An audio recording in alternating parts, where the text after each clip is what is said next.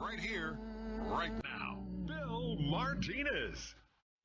I'll tell you, you really are closer than you think you are. You just haven't seen it yet, and it's all coming to a head. And in this next couple of segments here with my dear friend, Bill Salus, Bill and I go back a long ways. He knew me and mentored me and taught me so much about the prophetic realm. It was something of interest that I guess I innately was drawn to, but Bill was so much further down the road, and it was such a blessing to meet him. In fact, he was one of my early guests when I first returned to the microphone some 12 years ago. And he's just been a dear friend. And meanwhile, he has continued to expand and grow his ministry in a dramatic way to where he has become the go-to person when we're talking about prophecy. People know him.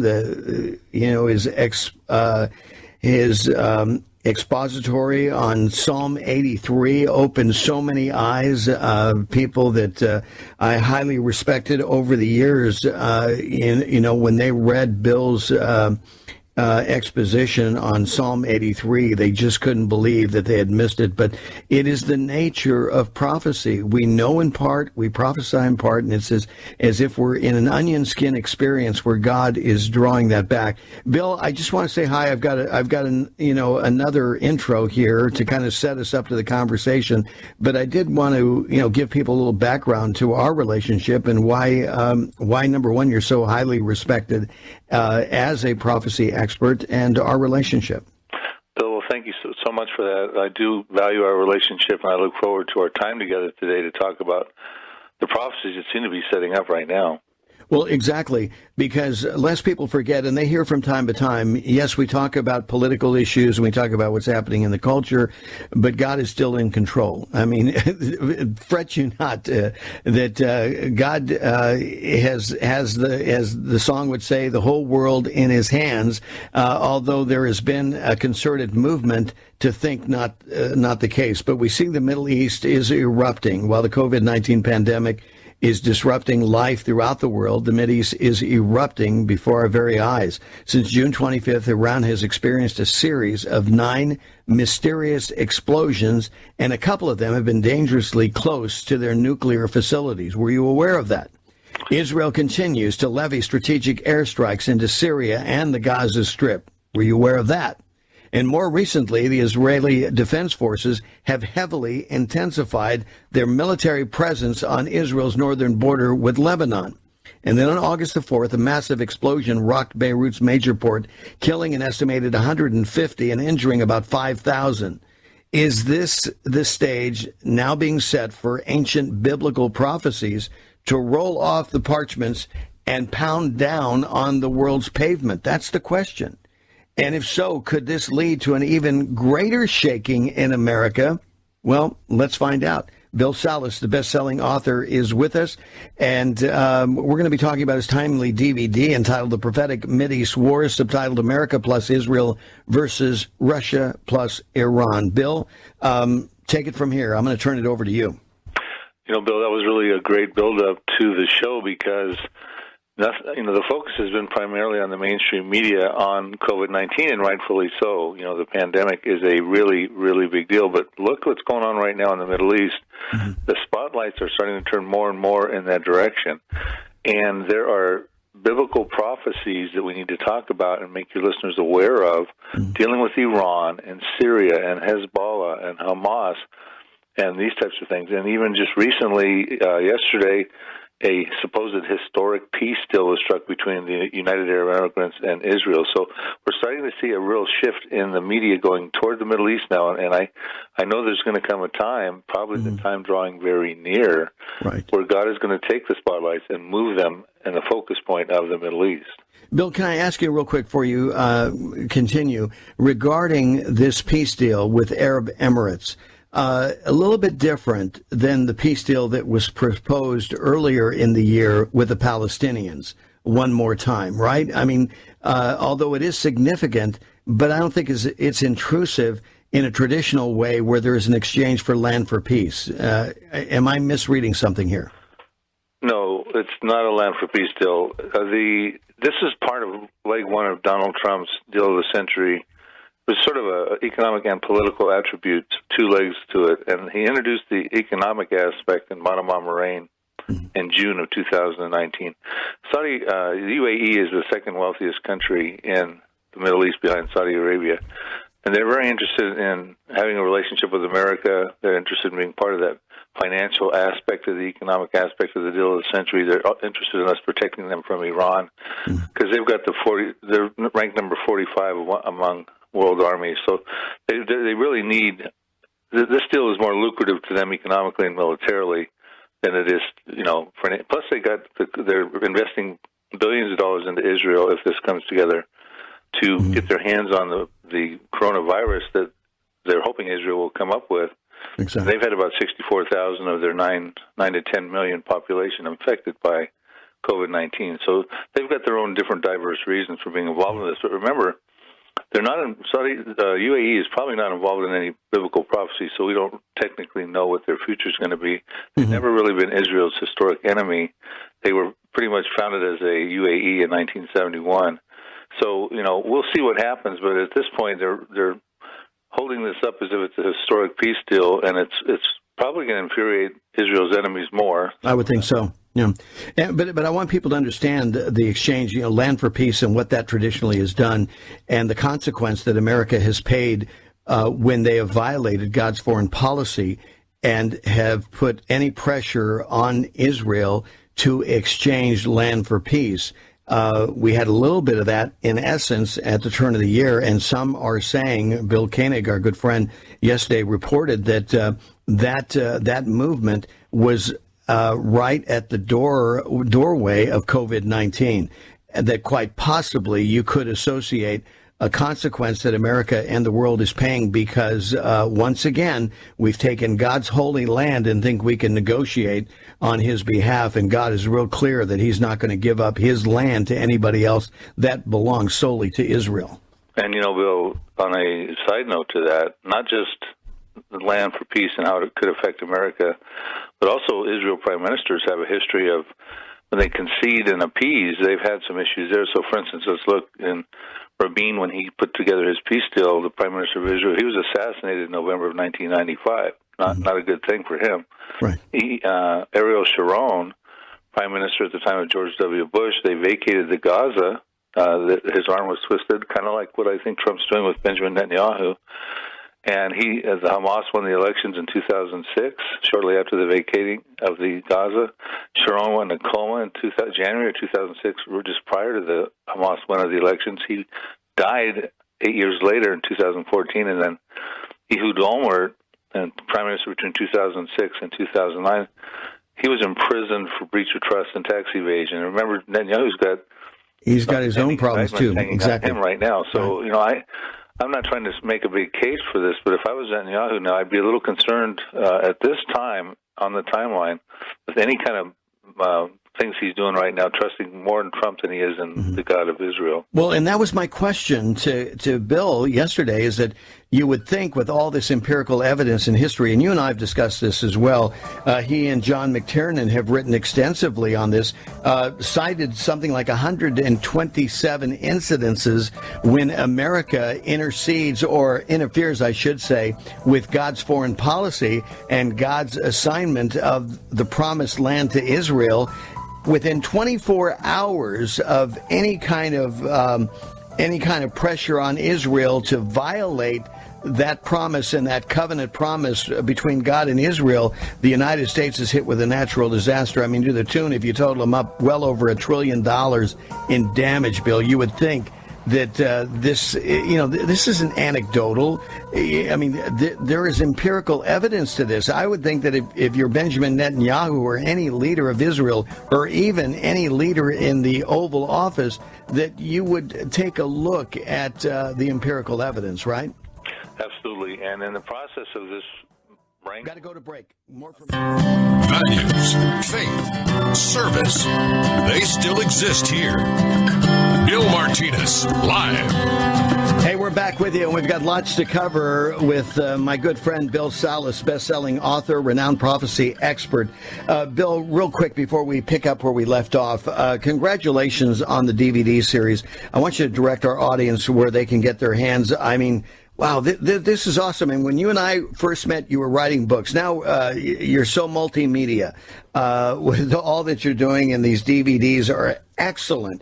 The Prophetic Mideast Wars, America plus Israel versus Russia plus Iran. We're going to touch a little bit on that in just a moment. The Now Prophecies, Disaster in Iran, Destruction of Damascus, Decline of America, the Final Arab-Israeli War. The Next Prophecies, you talk about Psalm 83, Ezekiel 38, Mystery Babylon, the pre-trib time gap, and the last prophecies, the prophecies in the first 3.5 years of the tribulation. These dynamic DVDs are available at your website, correct? Absolutely. That's Prophecy Depot, like Home Depot, prophecydepot.com. And just a little something on the latest one, the Prophetic Mideast Wars. It's so timely, Bill, and we'll conclude this next short segment with talking about some of the prophecies on the DVD. Because, like I said at the beginning of the program, the focal point now is going to shift more and more toward the Middle East, because these prophecies are about to roll off their parchments, like you said in the intro. And we've got Iran, we got Syria's involved, we got Hezbollah, Iran's proxies, so on and so forth. And actually, we've got to conclude the Arab-Israeli conflict, and it's not going to end diplomatically; it's going to be militarily, according to prophecy. Right. Yeah, so no matter what Jared Kushner, President Trump, Netanyahu would want to do, that's not the way it's supposed to end. I mean, in a sense, they're kind of putting a Band-Aid on a serious wound here.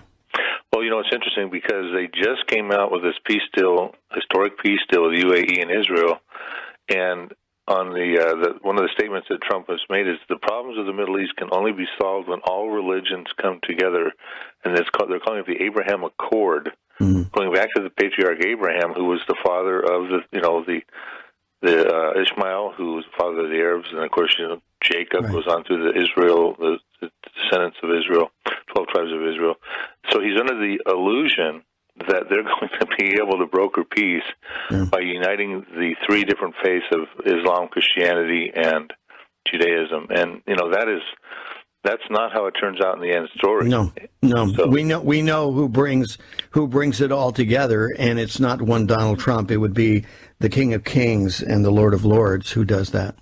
Right, and so we see the Israeli Defense Forces in numerous Bible prophecies defending the nation before the tribulation period, because they're not in that fighting mode during that last 7-year tribulation period. So we have to think, are we getting close to that time, the very time of the end, the 7-year tribulation?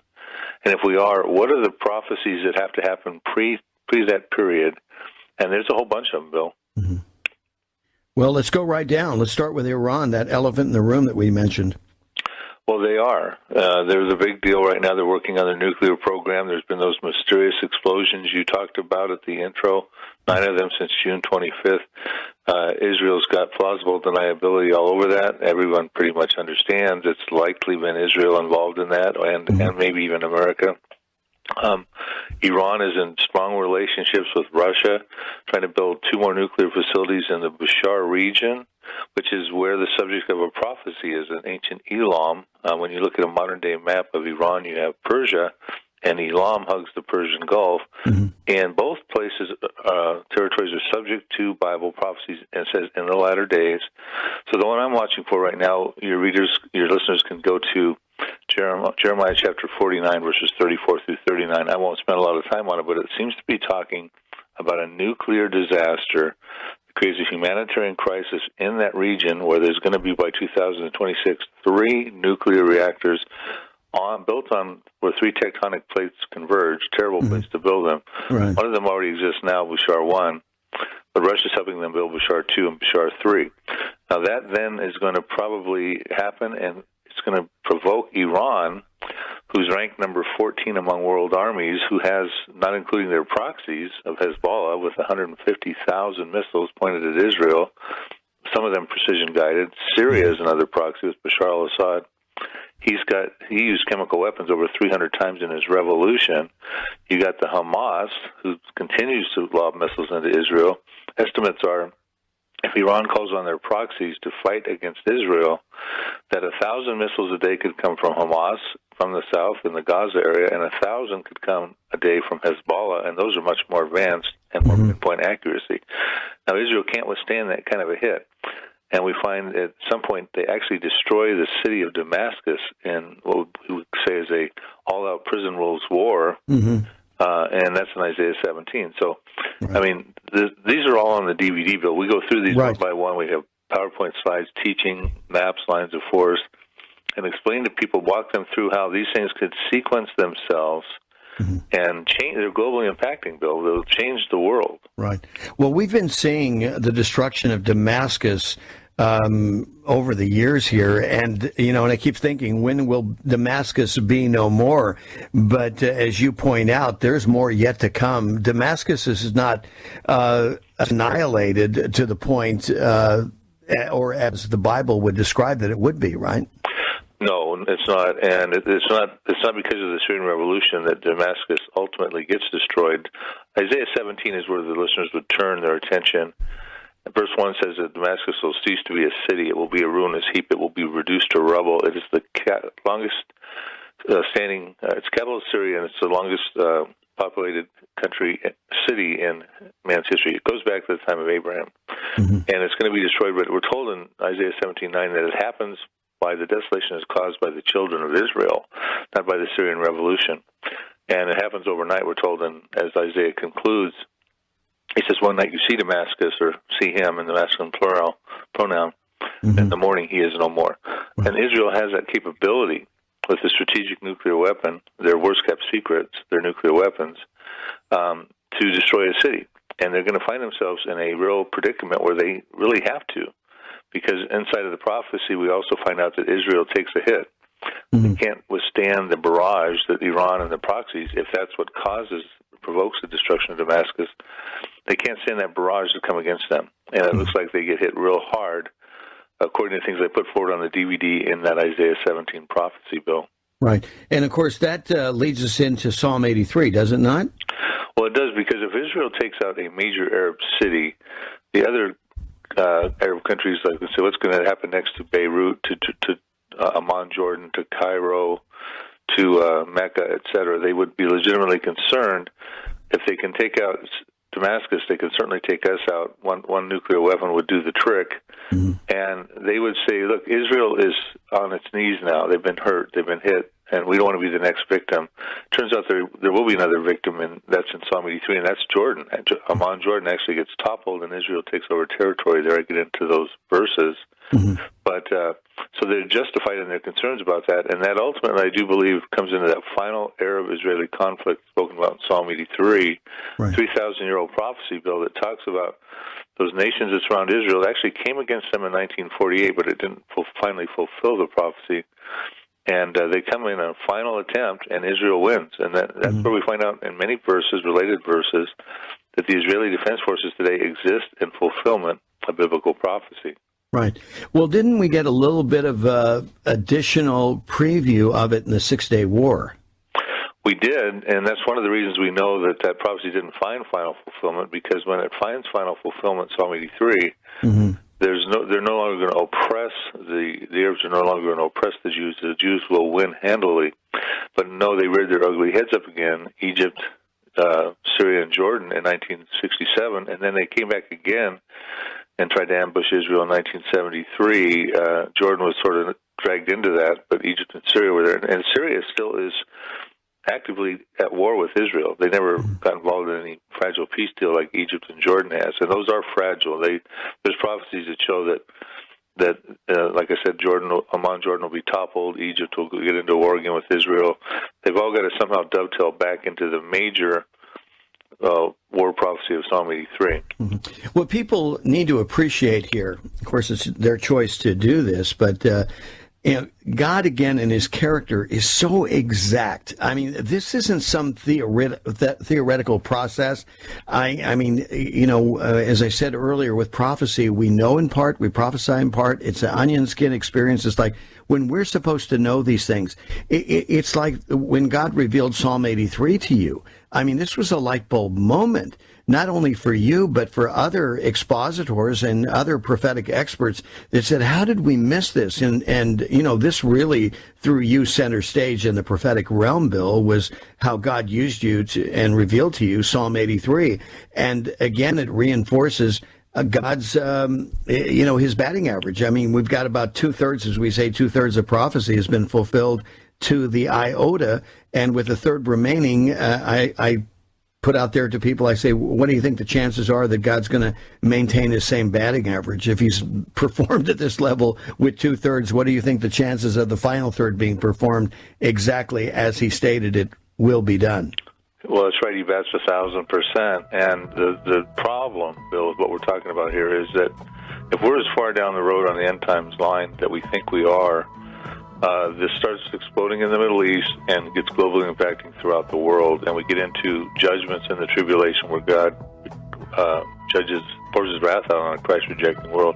And in these books and DVDs, I'm trying to warn people about these things and how to prepare for them and how to evangelize through them. Mm-hmm. Well, you're a watchman, Bill. I mean, this is what God has called you to do. He's giving you the responsibility of this revelation to put the word out there, and your ministry has been faithful to that end. And we're grateful for you and your faithfulness to that end, and in doing what God has called you to do. Again, remind people how they can be in touch and access your DVDs. Yes, prophecydepot.com, Prophecy Depot like HomeDepot.com, and the DVD that you want to get your hands on, the latest one is called